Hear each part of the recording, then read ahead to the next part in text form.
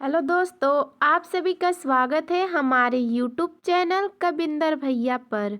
तो दोस्तों, आज हम लोग कक्षा 7 का हमारा भूमंडल यानी कि इस पाठ से भूगोल पढ़ेंगे। तो आज हम लोग पाठ 4 पढ़ेंगे। हमारे पाठ का नाम है धरातल के रूप बदलने वाले कारक, बाह्य कारक यानी कि बाहरी कारक। तो चलिए इसमें पहला प्रश्न देखते हैं। निम्नलिखित प्रश्नों के उत्तर संक्षेप में दीजिए। इसमें क नंबर प्रश्न है, अपक्ष कितने प्रकार के होते हैं? जैविक अपक्ष से आप क्या समझते हैं? तो इसका उत्तर हो जाएगा, अपक्ष मुख्य रूप से 3 प्रकार का होता है, भौतिक, रासायनिक एवं जैविक। यानी कि दोस्तों, अपक्ष 3 प्रकार के होते हैं। कौन कौन से? तो एक भौतिक, एक रासायनिक और एक जैविक। तो इस प्रश्न में पूछा है कि जैविक अपक्ष से आप क्या समझते हैं? तो अब हम लोग जैविक अपक्ष देखेंगे। जैविक अपक्ष पृथ्वी पर रहने वाले जीव जंतु तथा मानव की विभिन्न प्रक्रियाओं द्वारा भी चट्टानें कमजोर होती हैं, जैसे जंतुओं द्वारा बिल बनाना, मानव द्वारा खाने खोदना, सड़क बनाना, सुरंग बनाना आदि। इसी प्रकार चट्टानों की दरारों में जब हवा द्वारा उड़कर बीज गिर जाते हैं और वह वृक्ष बन जाते हैं, तब इनकी जड़ें फैलने से चट्टानें टूटने लगती हैं। इसे जैविक अपक्ष कहते हैं। चलिए अगला प्रश्न देखते हैं। ख नंबर, जलप्रपात कैसे बनते हैं? तो इसका उत्तर हो जाएगा, जब नदी का जल ऊंचाई से खड़े ढाल के सहारे अधिक वेग से नीचे गिरता है तो वह जलप्रपात बन जाता है। यानी कि इसके कहने का यह तात्पर्य है कि जब नदी जो है उसका जो पानी है ऊंचाई से जब खड़े ढाल से के सहारे अधिक यानी कि तेज वेग से नीचे गिरता है तो वह जलप्रपात बन जाता है। चलिए अगला नंबर देखते हैं। ग नंबर प्रश्न, बालुका स्फूत क्या है? इसका निर्माण कैसे होता है? तो इसका उत्तर हो जाएगा, मरुस्थलीय प्रदेश में जब पवन के मार्ग में कोई बाधा नहीं होती तब पवन का वेग कम हो जाता है, जिससे पवन के साथ उड़ने वाले पदार्थ धरातल पर गिरकर बालू के टीलों का निर्माण करते हैं। इन्हें बालुका स्फूत कहते हैं। यानी कि इसमें पवन बार बार नाम लिया गया है। तो पवन का मतलब होता है हवा। ठीक है, चलिए अगला नंबर देखते हैं। घ नंबर प्रश्न है, डेल्टा का निर्माण कैसे होता है? तो इसका उत्तर हो जाएगा, नदी के सागर में गिरने से पहले उसके बहने की गति अधिक धीमी पड़ जाती है। इस कारण नदी के मलबे का निरपेक्षण होने लगता है, जिससे डेल्टा का निर्माण होता है। प्रश्न दूसरा है, निम्नलिखित में अंतर स्पष्ट कीजिए। यानी कि इसमें जितने भी प्रश्न अब आएंगे उसके अंतर स्पष्ट करना है। जैसे में हम लोग देख सकते हैं क नंबर, अपक्ष और अपर्दन, इन दोनों में क्या अंतर है? तो इसका उत्तर हो जाएगा, देखिए पहले हम लोग अपक्ष देखेंगे फिर उसके बाद अपर्दन देखेंगे। तो चलिए देखते हैं। ऋतु और मौसम के प्रभाव द्वारा चट्टानें धीरे धीरे अपने ही स्थानों पर छोटे छोटे टुकड़ों में टूटती रहती हैं। चट्टानों के टूटने फूटने की इस प्रक्रिया को अपक्ष कहते हैं। यानी कि जो ऋतुएं और मौसम के प्रभाव द्वारा जो चट्टानें धीरे धीरे अपने ही स्थान पर यानी कि वह जहाँ स्थान पर रहती है छोटे छोटे टुकड़े में टूटती रहती हैं। यानी कि जिस स्थान पे रहती है वो छोटे छोटे टुकड़ों में वो टूटती रहती हैं। चट्टानों के टूटने फूटने यानी कि यही प्रक्रिया जो वो टूटती फूटती रहती है, इसी प्रक्रिया को हम लोग अपक्ष कहते हैं। चलिए अब देखते हैं अपर्दन। अपक्ष द्वारा टूटी हुई चट्टानों का बहता जल, नदी, सागर की लहरें, गतिशील बर्फ जिसे हम लोग हिमानिक भी कहते हैं, पवन यानी कि हवा आदि एक स्थान से दूसरे स्थानों पर इकट्ठा कर देते हैं। इस क्रिया को अपर्दन कहते हैं। यानी कि जो अपक्ष से जो चट्टाने के टुकड़े टूटे फूटे रहते हैं, ठीक है, चट्टानों का बहता जल यानी कि उस चट्टान से जो जल बहता है, या नदी या सागर की लहरें, गतिशील बर्फ या फिर हवा आदि एक स्थान से दूसरे स्थानों पर इकट्ठा कर देते हैं। इसके माध्यम से जो इकट्ठा होता है, इस प्रक्रिया को अपर्दन कहते हैं। चलिए अगला नंबर देखते हैं। ख नंबर प्रश्न है, भी आकार की घाटी और यू आकार की घाटी, इन दोनों में अंतर स्पष्ट करना है। तो चलिए पहले हम लोग देखेंगे भी आकार की घाटी। नदी पर्वतीय क्षेत्र में अपनी तली को काटकर उसे गहरा करती है, इसे भी आकार की घाटी का निर्माण होता है। यू आकार की घाटी, चलिए देखते हैं।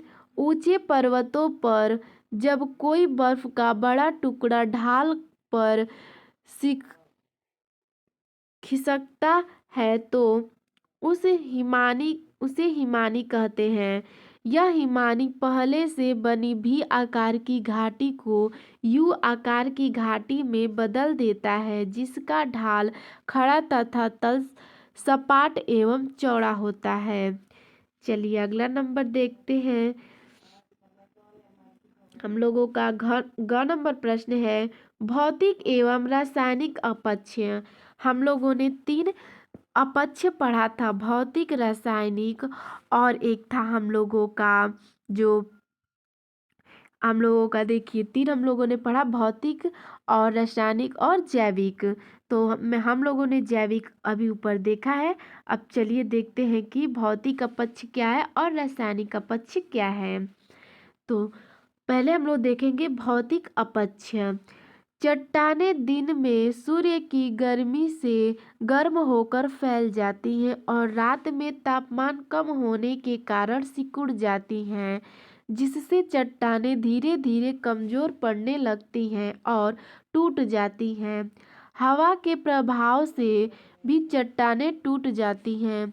चट्टानों के इस प्रकार टूटने की प्रक्रिया को भौतिक अपक्ष कहते हैं।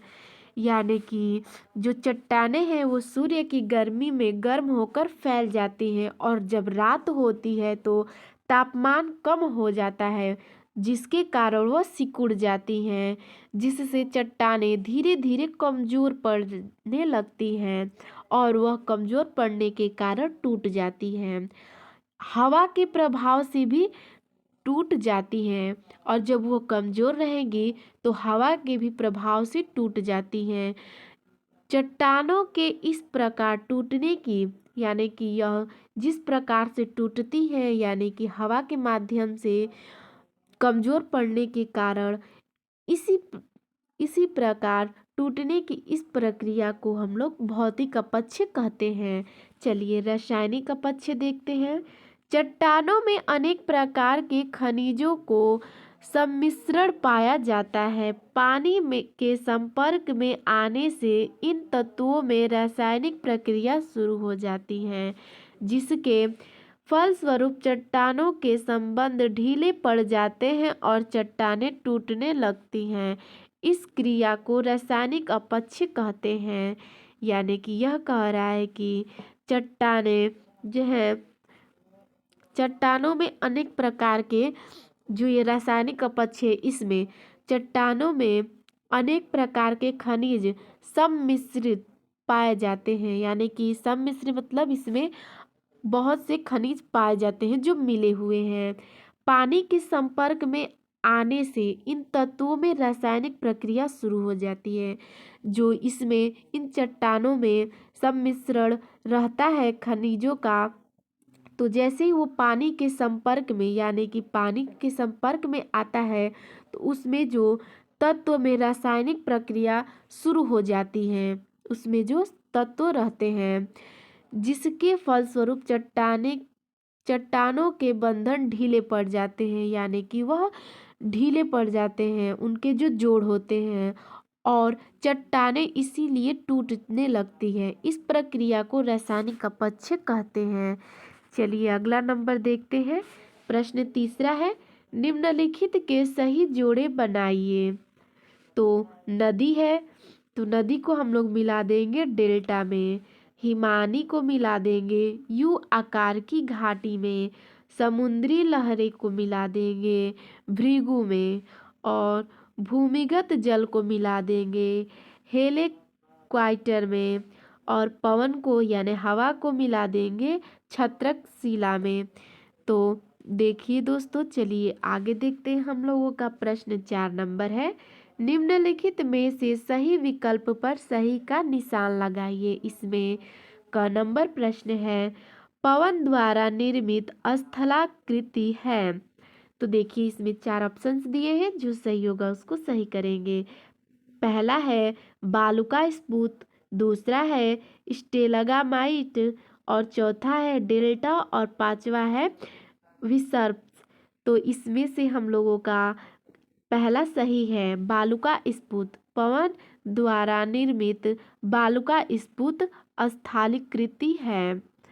चलिए अगला नंबर देखते हैं। ख नंबर प्रश्न है, चट्टानों के अपने स्थान पर टूटने की प्रक्रिया कहलाती है।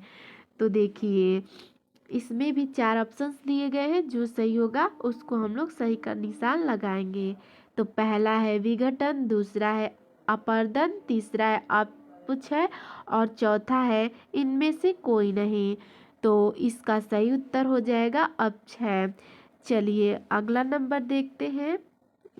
ग नंबर है, भूमिगत जल द्वारा निर्मित आकृति है। तो देखिए इसमें भी 4 ऑप्शंस दिए गए हैं, जो सही होगा उसे हम लोग सही का निशान लगाएंगे।